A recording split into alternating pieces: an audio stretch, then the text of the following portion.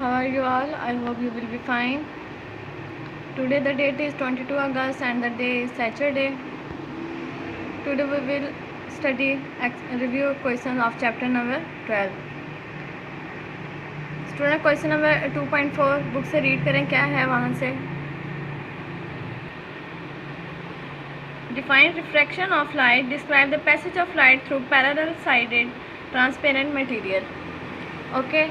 Student इसका जो answer है वो बुक पेज नंबर 42 पर है. ओपन करें उसको, बुक पेज नंबर 42 को, वहाँ से आप लोगों को मैं बताती हूँ. ये है आपका book page number 42, refraction of light. आप इसका कहाँ से स्टार्ट करेंगे? यहाँ से करेंगे. Refraction of light can be explain with the help of this figure. A ray of light I you travelling from air falls on the surface of glass block. ये student सारा प्रोसीजर है, यहाँ से लेकर नेक्स्ट पेज के यहाँ तक आप इसको राइट करेंगे. ठीक है, ये क्वेश्चन नंबर 4.2 का आंसर है. लॉन्ग में भी आ सकता है, आपके पास इंपॉर्टेंट लॉन्ग क्वेश्चन है. ठीक है, मैं आपको थोड़ा सा प्रोसीजर इसका समझा देते हैं. रिफ्रैक्शन ऑफ लाइट होती क्या है आपके पास? स्टूडेंट देखें, हमारे पास यहाँ ये कोई रेयर मीडियम है और ये हमारे पास अंदर कोई डेंसर मीडियम है. हमारे पास जो डेंसर मीडियम से रेयर मीडियम में जब फॉल करवाई जाती है, देखें ये एक इंसिडेंट रे है. जब ये कोई मीडियम है, ग्लास है, जब इसके अंदर से पास आउट होती है तो ये अपनी ही डायरेक्शन को क्या कर लेती है, चेंज कर लेती है. इट मीन्स दैट जो रे है वो क्या हो जाती है, बेंड हो जाती है. तो ये जो प्रोसेस होता है ये हमारे पास क्या होता है, रिफ्रैक्शन ऑफ लाइट. ठीक है, देखें यहाँ स्टूडेंट, ये हमारे पास इंसिडेंट रे है जिसको आई से रिप्रेजेंट किया गया है. ये हमारे पास कोई नॉर्मल है, नॉर्मल हमने ड्रा करना होता है जिसके अगेंस्ट फिर हम 2 एंगल्स डिस्कस करते हैं. तो इंसिडेंट रे है, जब ये इस मीडियम में एंटर होती है तो अपनी डायरेक्शन क्या कर लेती है, चेंज कर लेती है. नॉर्मल से इंसिडेंट रे के दरमियान जो एंगल बनेगा उसको एंगल ऑफ इंसिडेंस कहा जाता है, और नॉर्मल से रिफ्रैक्टेड रे के दरमियान जो एंगल बनता है, एंगल ऑफ रिफ्लेक्शन उसको कहा जाता है. ठीक है स्टूडेंट, तो ये प्रोसेस होता है हमारे पास जिसमें हम फिर कहते हैं कि साइन ऑफ आई जो होता है डिवाइडेड साइन ऑफ आर, इन दोनों की जो रेशियो होती है वो किसी कांस्टेंट के इक्वल होती है, जिसको हम फिर क्या कहते हैं, रिफ्रैक्टिव इंडेक्स. यही सारा प्रोसीजर आपकी बुक में वहाँ राइट हुआ है और यही आपने रीड करना है. नेक्स्ट देखें क्वेश्चन नंबर 2.6. नेक्स्ट क्वेश्चन है आपके पास question number 2.6. What is mean by refractive index of a material? How will you determine the refractive index of a rectangular glass slab? इसका जो फर्स्ट पार्ट है वो आपकी बुक में मौजूद है पेज नंबर 43 के ऊपर. फर्स्ट इसका पार्ट था what is mean by refractive index, उसमें आपके पास जस्ट यही पोर्शन आ जाएगा. The refractive index end of a medium the ratio of the speed of light c into the air the speed of light v of light in the medium. तो यहाँ से ये जो portion है आपका, ये आपके पास किस में आ जाएगा, क्वेश्चन नंबर 2.6 में. ओके, इसका जो सेकंड पार्ट है वो मैं एक्सप्लेन कर रही हूँ. क्वेश्चन नंबर 2.6 का सेकंड पार्ट आपके पास क्या है, how would you determine the refractive index of rectangular glass slab? देखो स्टूडेंट, यहाँ पे बता रही हूँ मैं आपको, यहाँ क्या फाइंड करना है, रेक्टेंगुलर ग्लास स्लैब का रिफ्रैक्टिव इंडेक्स फाइंड करना है. फॉर एग्जांपल ये कोई हमारे पास रेक्टेंगुलर ग्लास स्लैब है जिसका हमने रिफ्रैक्टिव इंडेक्स फाइंड करना है. देखो स्टूडेंट, एक तो प्रोसीजर हमारे पास होता है इसको फाइंड करने का, वो क्या है हमारे पास, आप ये बात जानते हैं रिफ्रैक्टिव इंडेक्स किसके इक्वल होता है, speed of light in air and divided speed of light in medium. और आप जानते हैं कि एयर में स्पीड ऑफ लाइट किसके इक्वल होती है, 3 × 10⁸. एंड डिनोमिनेटर में क्या है, speed of light in medium, वो कितनी होती है, किसी भी मीडियम में, ग्लास है फॉर एग्जांपल, हम अब ये मीडियम में एंटर हो रही है तो वो कोई ग्लास होगा तो डेट्स वाई हम वो मीडियम में क्या स्पीड ऑफ लाइट लेंगे, 2 × 10⁸. 10⁸ डिनोमिनेटर में सेम है तो ये दोनों कैंसिल हो जाएंगे. पीछे रिमेनिंग क्या बच गया आपके पास value, 3/2 which is equal to 1.5. तो ये हमारे पास रेक्टेंगुलर ग्लास ट्यूब का क्या है, रिफ्रैक्टिव इंडेक्स आ गया है. इट मीन्स डैट के 1.5 रेशो के लिहाज से वो थोड़ी वहाँ से क्या करेगी, मज़ीद बैंड हो जाएगी रे. ठीक है, नेक्स्ट क्वेश्चन देखें, क्वेश्चन नंबर 2.7.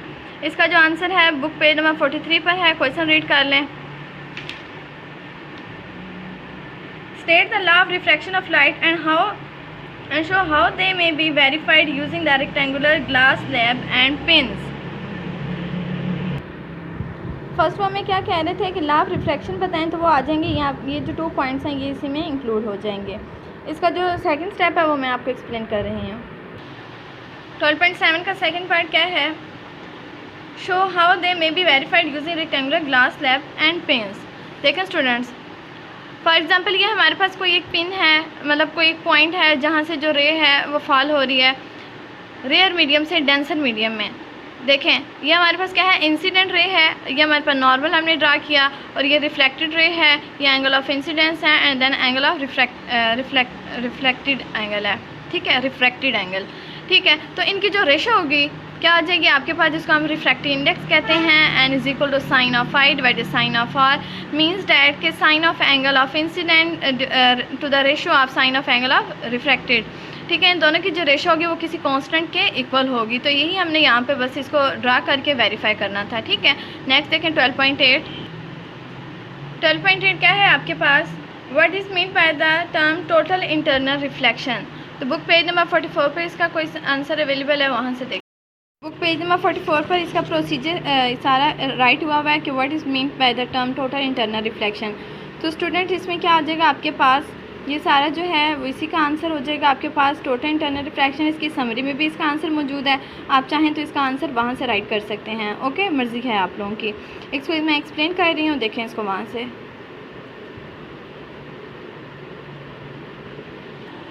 फिनोमेना है हमारे पास total internal reflection. Total internal reflection हमारे पास क्या होती है, देखें स्टूडेंट। अच्छा, इसमें पहली कंडीशन ये होती है कि जो रे फॉल होनी चाहिए वो डेंसर से रेयर मीडियम में मूव करनी चाहिए। डेंसर में कोई ग्लास है आपके पास, जिस टाइप का मीडियम है उसमें से जो है एयर में मूव करनी चाहिए। देखें क्या है हमारे पास टोटल इंटरनल रिफ्लेक्शन का फिनोमेना, जब भी रे हमारे पास डेंसर मीडियम से रेयर मीडियम में जाती है तो क्या होता है। देखें ये हमारे पास डेंसर मीडियम है, ये हमने इसका नॉर्मल ड्रा किया। अब ये जो ग्लास है, ये जो सरफेस है मीडियम का, इसकी सरफेस पर वो इस तरह से बेंड होती है कि वो जो नॉर्मल हमारे पास है उसके क्या हो जाती है, परपेंडिकुलर हो जाती है। और जब वो परपेंडिकुलर होती है तो 90 का एंगल बन रहा होता है, जिसको हम एंगल ऑफ क्रिटिकल एंगल कह देते हैं। तो वो हमारे पास क्या होता है, i is equal to c, means जो इंसिडेंट एंगल है वो क्रिटिकल एंगल के इक्वल हो जाता है, ठीक है। तो उस तरह से फिर हम इस फिनोमेना को क्या कहते हैं, टोटल इंटरनल रिफ्लेक्शन। अब रिफ्लेक्शन का जो फिनोमेना है वो अकर की सूरत में होगा।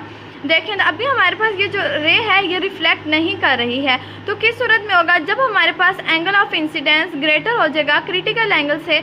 एंगल ऑफ इंसिडेंस क्या है, देखें यहाँ पर ये इंसिडेंट रे है स्टूडेंट। देखें ये यहाँ पर पहले हमारे पास नॉर्मल बन रहा था 90 डिग्री का एंगल, अब ये जो रे है ये 90 की डिग्री से ज़्यादा बेंड हो गई है। तो उस सूरत में क्या होगा कि ये जो रेज हमारे पास डेंसर मीडियम से रेयर मीडियम में जा रही थी वो सारी की सारी रेज रिफ्लेक्ट होकर अब वापस अपने पहले वाले मीडियम डेंसर मीडियम में मूव कर जाएंगी। तो ये जो फिनोमेना होता है ये क्या होता है हमारे पास, टोटल इंटरनल रिफ्लेक्शन का फिनोमेना होता है, ओके।